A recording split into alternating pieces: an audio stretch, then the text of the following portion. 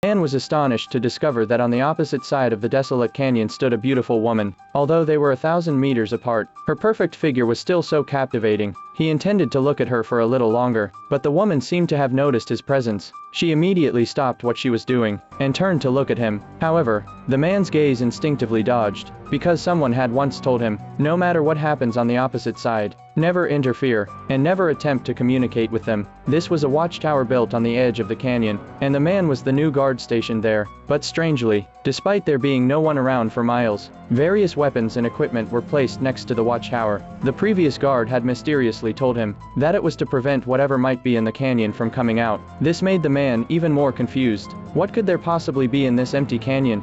After working for 30 days, the man reported his progress to the military, and at that time, he couldn't help but ask a question, but the other side didn't respond. They simply hung up the call. It seemed like they were hiding something. Feeling bored, he remembered the warning from the previous guard, which was to never try to spy on the opposite watchtower, but the more he was told not to do it, the more curious he became. So, he couldn't resist using his binoculars to look across. But what he didn't expect was that there seemed to be nothing unusual on the opposite side. The only difference was that the guard on the opposite watchtower was a woman, and she also seemed just as curious about his situation. What surprised him even more was that this woman actually took the initiative to contact him. She attracted his attention with the sound of gunfire. When he stepped outside and looked across with his binoculars, the woman had written down what she wanted to say on a piece of paper. Because they were too far apart, this was the only way for them to communicate. The first thing the woman wrote was asking for his name. After a moment, the man replied to her in the same way. Then the woman pulled out a CD and played some music.